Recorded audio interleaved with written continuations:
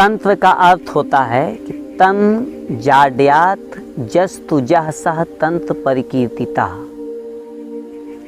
अर्थात तंत्र वह है जो मनुष्य के भौतिक क्षेत्र, मानसिक क्षेत्र और आध्यात्मिक क्षेत्र की जो जड़ता है, या कहें अंधकार है, या कहें अज्ञानता है, इसको दूर करता है, वह है तंत्र। इसका एक अर्थ और होता है, तन माने विस्तार करना।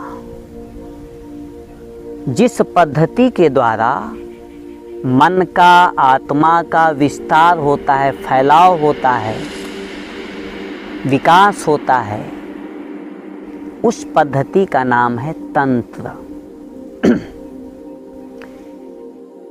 एक अविद्या तंत्र होता है, एक विद्या तंत्र होता है। अविद्या तंत्र का कुछ समाज में प्रचार हुआ है, जिसे लोग गलत दृष्टि से देखते हैं, और वो है भी गलत।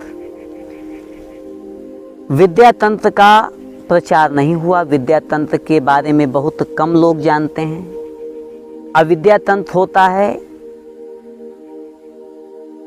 अविद्या तंत्र का जो साधक है वो भौतिक चीज़ों को कंट्रोल करने के लिए साधना करता है, सिद्धियों के लिए साधना करता है, और वह उन सिद्धियों को प्राप्त करने के लिए काफ़ी मेहनत करता है, और सिद्धियां आने के बाद उनका वह अपने लिए और कभी कभी दूसरे के लिए गलत उपयोग कर देता है, जिससे उसकी अधोगति होती है। उसका लक्ष्य जो है भौतिकता होता है। इसलिए विद्या तंत्र और अविद्या तंत्र दोनों अलग अलग हैं। अविद्या तंत्र मनुष्य को जड़ता की ओर ले जाता है, और विद्या तंत्र मनुष्य को परम पुरुष की ओर ले जाता है। उसमें लक्ष्य परमात्मा होते हैं, परम पुरुष होते हैं। उसमें साधक निस्वार्थ भाव से साधना करता है, परम पुरुष को लक्ष्य मानकर। उसका भौतिकता लक्ष्य नहीं होता है। तंत्र व्यवहारिक पद्धति है, इसमें सैद्धांतिक का कोई महत्व नहीं है। पहले के तांत्रिक जो गुरु होते थे, व्यवहारिक पद्धति सिखलाते थे।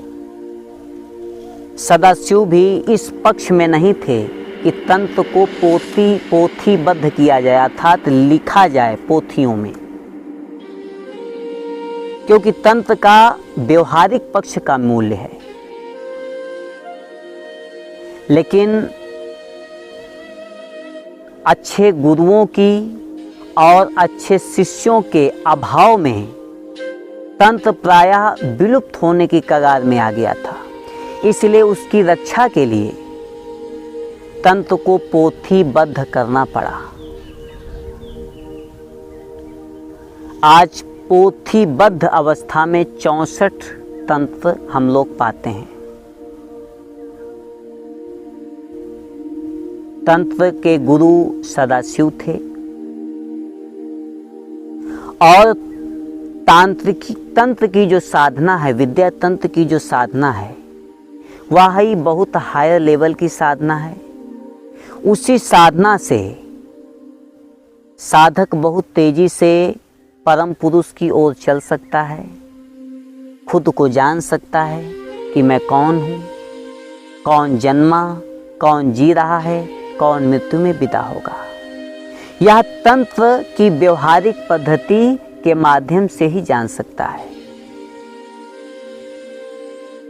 तंत्र के दो भाग हैं, एक आगम और एक निगम।